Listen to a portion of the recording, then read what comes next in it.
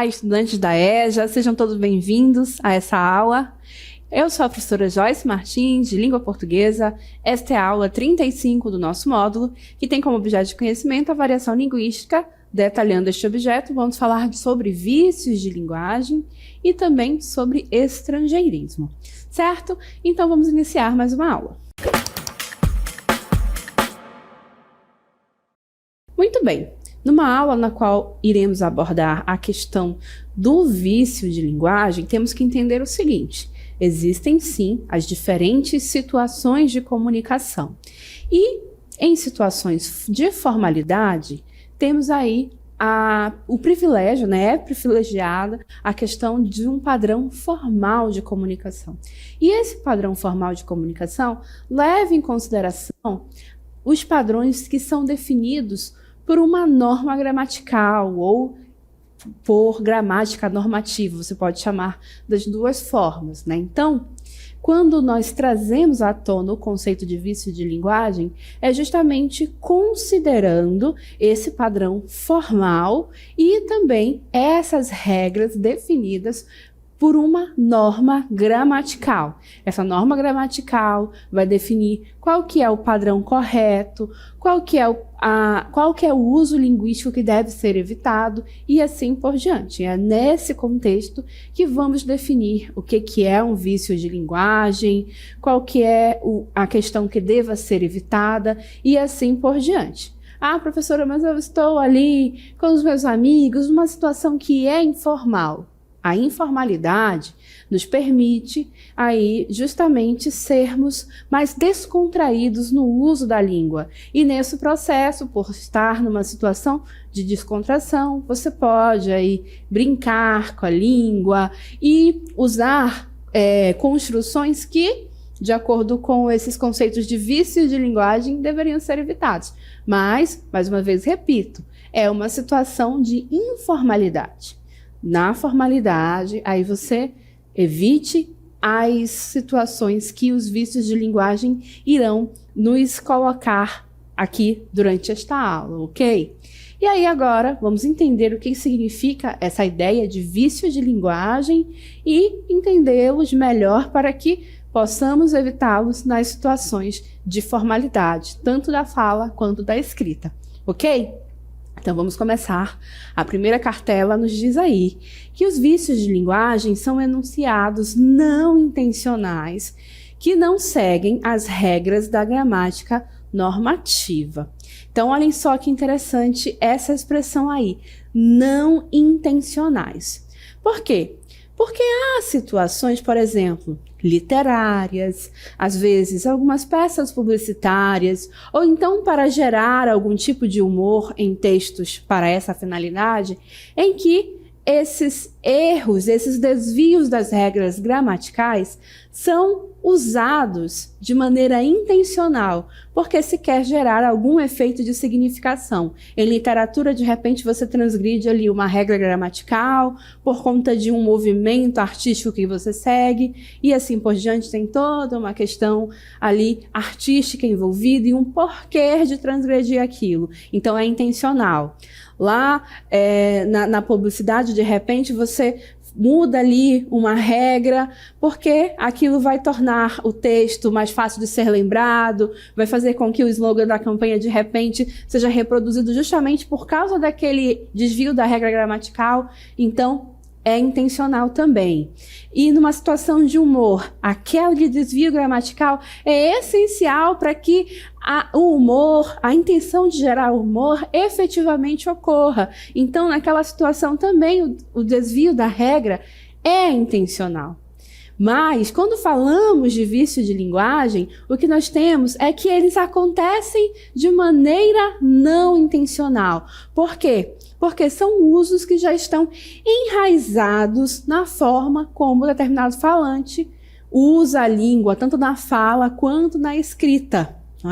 Já faz parte do hábito linguístico daquele falante. E aí, nesses casos aqui, o que nós fazemos é apresentar a vocês quais que são as situações de vício de linguagem, e aí você vai no processo de que, opa, se eu me reconheço em um destes vícios de linguagem, eu começo a trabalhar para evitá-los nas situações de formalidade, certo? Então, aqui estamos falando de situações não intencionais. Eles podem ocorrer devido à falta de atenção do enunciador ou devido ao desconhecimento das regras gramaticais. E isso é verdadeiro. Você pode simplesmente desconhecer. Ou, né, uma pessoa que tem um período menor de escolarização, menos convivência com esse padrão formal de comunicação, pode fazer então com que você desconheça aquela regra e aí por isso você não a obedece. Correto? Então, aqui nós vamos apresentar a vocês os vícios de linguagem, explicar cada um individualmente com exemplos, e aí, então, você, se é o caso de que você se reconheça naquela situação, você passa a se trabalhar ali o seu hábito linguístico, a sua forma de uso da língua, para começar a evitá-los, ok? Então, os vícios de linguagem são esses que estão aqui ao meu lado. Ambiguidade, barbarismo, cacofonia, estrangeirismo, pleonasmo vicioso e o solecismo, certo? Começaremos então pela ambiguidade. E a ambiguidade nos diz que é o emprego de palavras que geram duplo sentido. E aqui vai uma observação. Novamente, existem contextos de comunicação, existem usos linguísticos em que o emprego do duplo sentido é bem-vindo, o emprego da ambiguidade é bem-vindo. Como assim, professora? Ora, novamente, na literatura, a ambiguidade, o gerar mais de um sentido, é algo interessante, inclusive é algo que os poetas, os escritores buscam em seus textos. É uma característica da literatura estar aberta a múltipla interpretação, porque literatura é uma linguagem artística. No humor, a ambiguidade, o uso de palavras que podem gerar aí mais de uma interpretação, é um dos mecanismos que é utilizado para gerar o humor. Então, em uma piada, em uma sketch ali de humor, a ambiguidade é bem-vinda com a intenção maior do humor. E, mais uma vez, em campanhas publicitárias, a questão de um duplo sentido em uma palavra, em uma situação, é bem-vindo de novo. Se a intenção ali é justamente brincar com o sentido da palavra, isso vai fazer com que o produto fique em evidência, o slogan da campanha seja lembrado com maior facilidade. Então, percebam que há situações em que essa ambiguidade é bem-vinda. Porém, pensem no seguinte: notícias, reportagens, artigos de opinião, aulas, né, sobre temas específicos, recados, comunicados, que gerem uma dupla interpretação. Aí a gente tem um problema. Nós estamos aí diante de um problema, porque são textos e situações de comunicação em que não é o caso de gerar mais de uma interpretação. Se eu mando um comunicado, eu quero que o comunicado seja interpretado de uma maneira única. Se eu tenho uma notícia que vai retratar um fato, eu preciso que aquele relato seja compreendido da maneira como ele aconteceu, sem uma dupla interpretação.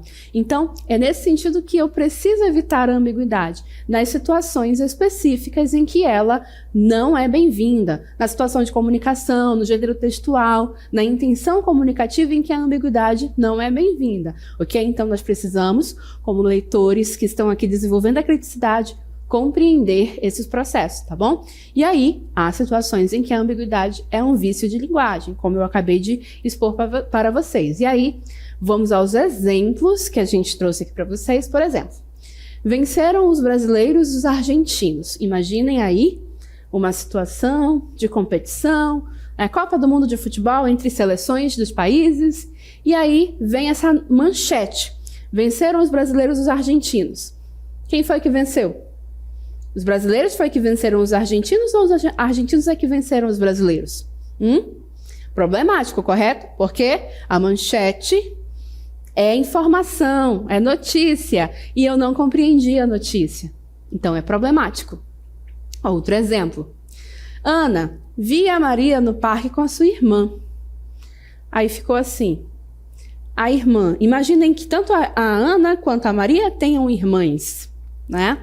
E aí eu vou vou contar essa história para ela, né, para a Ana. E aí a irmã, era a irmã da Ana ou era a irmã da Maria? Percebam que há novamente aí a possibilidade de dupla interpretação. E, portanto, deve ser evitada. Na primeira, nós resolveríamos isso escrevendo algo do tipo: os brasileiros venceram os argentinos. Ou, enfim, se fosse o contrário, os argentinos venceram os brasileiros. E aí estaria tudo certo. E aqui, se eu estou me comunicando com Ana, já que Ana é meu vocativo ali, né? E eu quero dizer que a irmã é a da Ana, né? Então, eu tenho que deixar bem claro que Maria estava no parque com a irmã da Ana, né? E aí, organizar essa frase de uma forma que isso fique mais claro. Correto? Então, em situações de comunicação em que a ambiguidade vai prejudicar a comunicação, você deve evitá-la. Notícias, recados, comunicados, artigos de opinião não são ambientes de comunicação em que o uso da ambiguidade é bem-vindo, ok? E além da ambiguidade, o que a gente vai ter? Temos o barbarismo. Barbarismo é um outro vício de linguagem. E ele se caracteriza por quê? Porque tem aí o emprego de palavras com desvio de pronúncia, escrita ou significado. E aí nós temos os nossos 3 exemplos aí, cada um deles mostrando o barbarismo acontecer, né? Então, é barbarismo quando se emprega palavras com desvio de pronúncia. Existe a pronúncia padrão, a pronúncia que deve ser a utilizada de acordo com o nosso padrão formal de comunicação, correto? E aí, de repente, temos aqui: o problema é meu. Esta palavra tem esta pronúncia de acordo com o padrão de comunicação? Não. O correto é dizer, é pronunciar problema, correto? Né? Então, seria assim: problema. Então, primeiro exemplo de barbarismo, esse é o nome disto aqui, tá? Outro exemplo de barbarismo está na escrita. Ah, professora, aqui é um exemplo de escrita. Sim. Aqui, imaginem que a pessoa estivesse só pronunciando e não escrevendo, ok? Mas aqui no segundo exemplo, muita gente não gosta de uva passa no arroz. Aqui, este exemplo é de escrita. Por quê? Porque está escrito errado. Uva passa seria com 2 S's, tá, gente? Então, tanto faz da forma escrita, certa ou errada, a pronúncia é a mesma, não mudou, correto? Mas aqui, de fato, o erro está na escrita. Então, barbarismo por conta deste erro, certo? Então, é preciso conhecer o padrão ortográfico, a ortografia padrão da nossa língua, a convenção ortográfica. E nós fazemos isso buscando o contato, contextos, né? Quanto mais a gente visualiza a palavra escrita, mais a gente associa com a escrita correta da palavra. E, quando há dúvida, buscamos dicionários, mas há também online o vocabulário ortográfico da língua portuguesa, que você pode consultar sempre que tiver dúvida sobre a escrita de uma palavra, se aquilo está correto ou não, para evitar esse barbarismo na escrita, ok? E aqui o nosso terceiro exemplo, que seria justamente um barbarismo relacionado ao significado, quando eu uso uma palavra, mas a forma como eu empreguei aquela palavra, o sentido está errado. Exemplo: o bandido foi pego em flagrante. A palavra flagrante está relacionada aí, diz respeito à questão do cheiro, do aroma, do odor de alguma coisa, tá? E justamente por ser um parônimo da palavra flagrante, né? No lugar deste R, vai o L. Aqui eu vou até trocar a forma da escrita aqui. Vai a letra L. E aí, pessoal, nesse sentido, o correto seria dizer flagrante, porque aí sim, que é o que ele quer dizer. Flagrar no ato do cometimento de alguma coisa. No caso aqui é um bandido, ele foi flagrado cometendo algo ilícito, né? E aí sim o sentido está correto. No sentido, na forma como está escrito aqui, é como se estivéssemos falando do cheiro desta pessoa, do cheiro deste bandido, e não é o caso. Então, a palavra foi empregada aqui com o sentido errado. Então, isso também é um barbarismo relacionado ao significado que a palavra tem, correto? Indo adiante, nós ainda temos mais alguns vícios de linguagem a conhecer para evitar nas situações de formalidade da comunicação, ok? Vamos adiante agora para a cacofonia. A cacofonia tem a ver aí com a questão do emprego de palavras que geram um som desagradável. Como assim, professora? Caco é justamente um som, algo que é desagradável ao ouvido.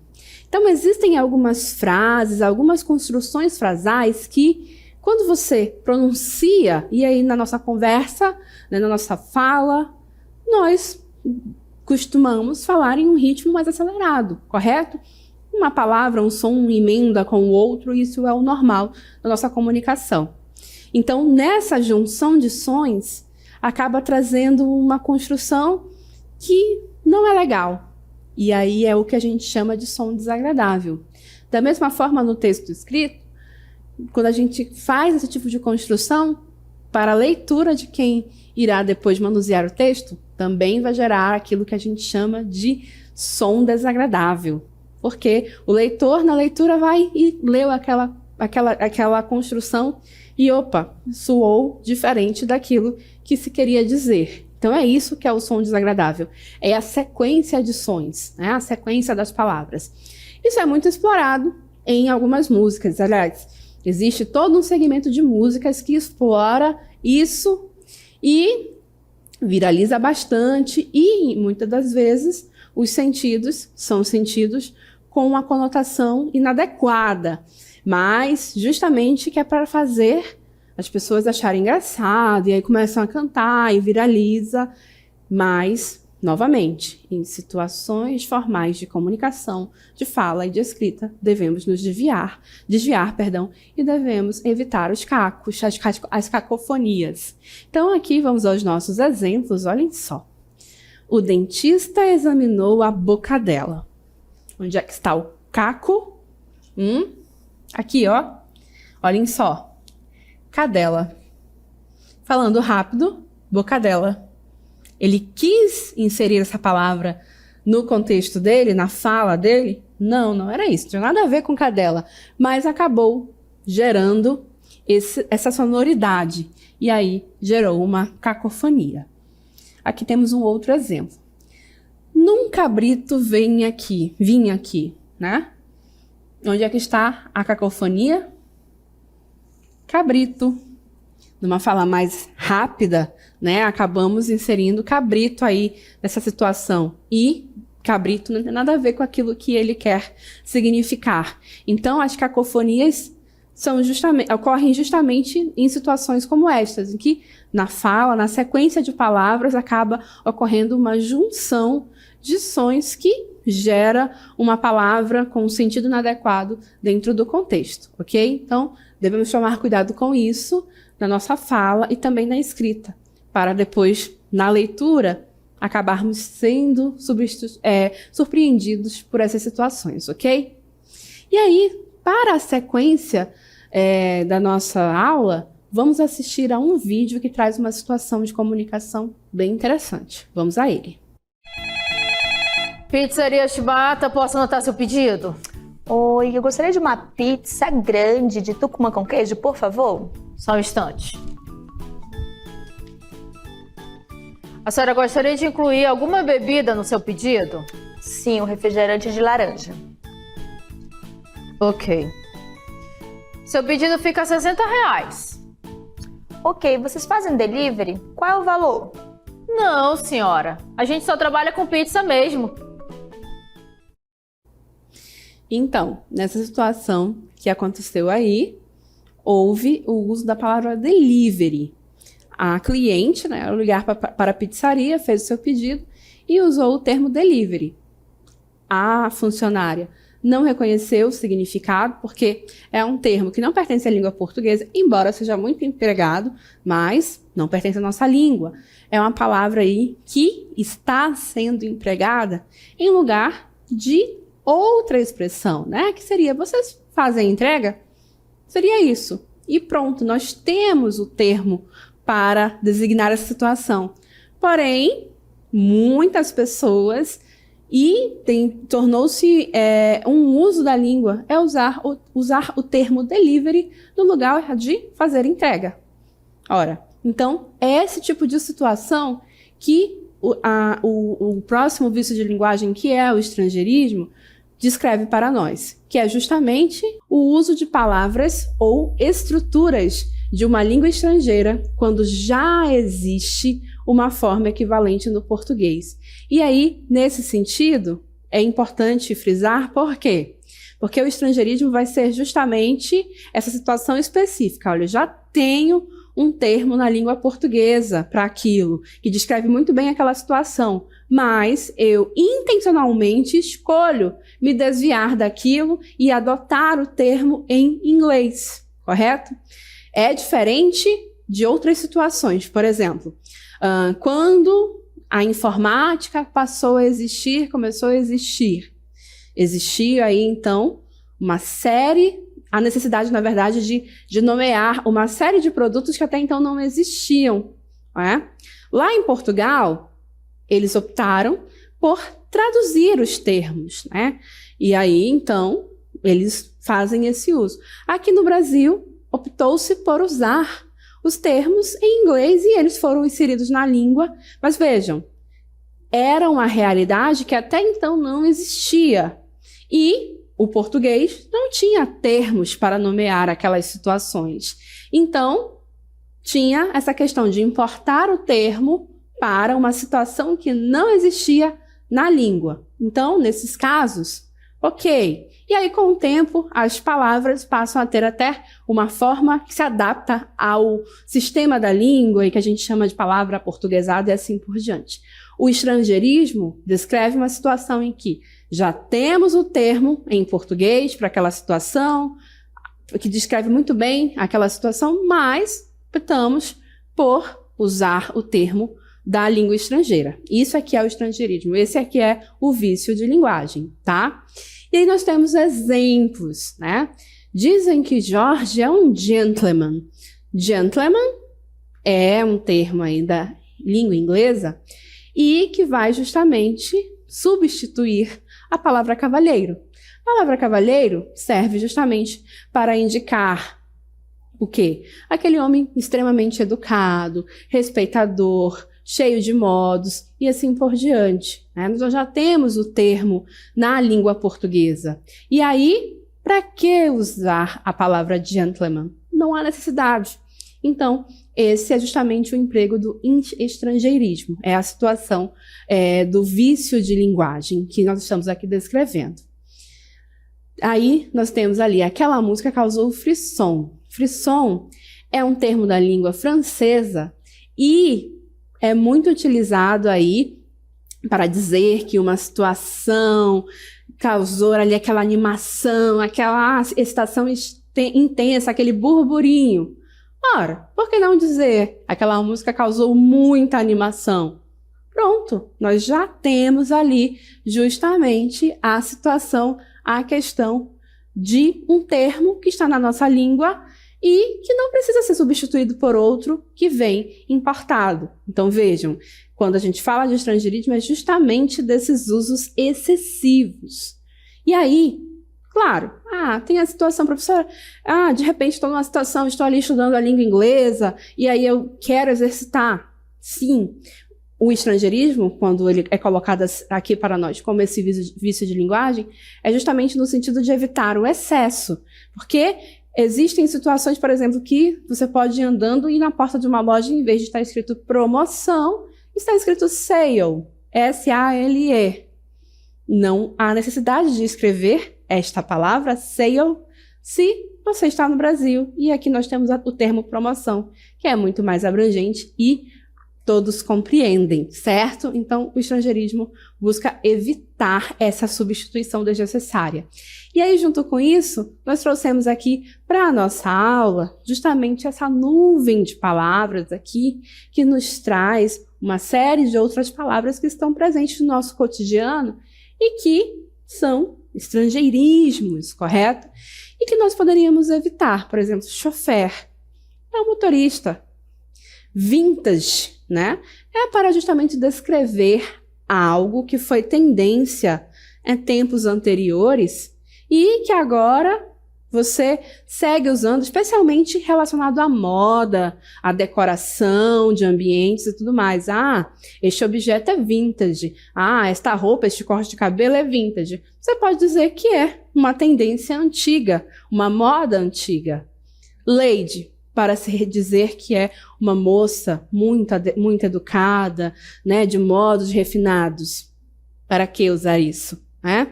Por exemplo, hall. Hall tem sido muito empregado para justamente aí designar aquele ambiente de entrada de um prédio, de um edifício, é o hall. Até mesmo em casas, né? Em vez de você dizer, antessala, ou ali o pátio da casa, virou o hall. Office boy é para o nosso garoto ali de recados, aquele que vai fazer os mandados, né? Apartheid, para separação. Então vejam, Réveillon também que há aí justamente a virada do ano. É isso que Réveillon significa, é a festa da virada do ano. Para que usar estes termos quando nós temos aqueles na nossa língua que servem e que descrevem muito bem a situação de maneira excessiva e desnecessária? É isso que o estrangeirismo, como vício de linguagem, descreve como algo que deva ser evitado, correto? E para finalizar essa aula, nós vamos então trabalhar aí o último tipo de vício de linguagem, que é justamente o pleonasmo vicioso. Então vamos a ele. Observem que é o emprego de termos redundantes de maneira não intencional, justamente porque é algo que já está dentro do costume, do uso linguístico daquele falante. Então ele acaba falando, utilizando esses termos, às vezes até escrevendo, de maneira natural e sem uma intenção de gerar, de repente, ali um pleonasmo literário, como já visto em outras aulas deste módulo, né? Ali com a intenção do reforço do sentido. Não é nada disso. O pleonasmo vicioso, ele é diferente, porque ele traz a redundância completamente desnecessária e sem a intenção de ampliar sentidos. São pleonasmos como esse que nós vamos observar agora nos exemplos, tá? Ele estava calmo quando saiu para fora de casa. Ora, se você sai, é para fora. Só precisava dizer quando saiu de casa. Mas para algumas pessoas esse tipo de uso acontece, gente, e vai de maneira não intencional, porque faz parte do uso linguístico da pessoa, da forma como ela se habituou a usar a língua. Outro exemplo, ele frequenta as aulas matutinas da manhã. Matutina é de manhã. Certo? Então, bastava dizer aulas da manhã. Nesse conjunto aí de pleonasmos viciosos, nós vamos observar justamente elo de ligação, subir para cima, descer para baixo. Então, justamente essas repetições, essas redundâncias que acabam por não trazer nenhum reforço, nenhuma linguagem literária. São aquelas obviedades que devem ser evitadas. E aí, agora sim, encerrando a aula, o nosso último tipo de vício de linguagem, que é o solecismo. E o solecismo nos traz algum tipo de inadequação sintática, que é referente à concordância. E aqui, cuidado para não achar que, professora, mas não seria, de repente, uma silepse? Não, porque a silepse tem todo um processo de concordância ideológica por trás. Então, quando a gente olha a questão aí da concordância inadequada, é um solecismo. Ou então, algum tipo de inadequação em termos de regência, ou de colocação pronominal, porque existem regras, tá, gente? Para a colocação de pronomes átonos, para a questão da regência, os verbos e os nomes que pedem determinados tipos de preposição, a depender ali do sentido que querem gerar e a concordância entre os nomes. Por exemplo, ele disse que falta 2 questões para finalizar. Ora, falta ou faltam? É faltam, né, gente? As 2 questões, isso aqui é plural. Então, eis aqui a questão da concordância, né? Temos um problema de concordância aqui, solecismo. A enfermeira assistiu ao paciente. Ora, o verbo assistir, quando é no sentido de prestar assistência, não rege preposição, tá? Então, o correto seria assistiu o paciente. Seria a preposição aqui se fosse assistir de apreciar alguma coisa. Por exemplo, eu assisti ao filme, né? Aí sim, tá bom? Então aí temos um solecismo relacionado à regência no caso do verbo. E aqui, não preocupe-se comigo. Ora, de acordo com as regras de colocação pronominal, o correto seria não se preocupe comigo, porque tem uma regrinha que diz que palavras negativas atraem o pronome para perto delas. Então, seria não se preocupe comigo, em vez de não preocupe-se, certo? Então, pessoal, dito tudo isso, nós conhecemos aí os nossos vícios de linguagem e aí vamos buscar evitá-los, ok? E vamos encerrando esta aula por aqui.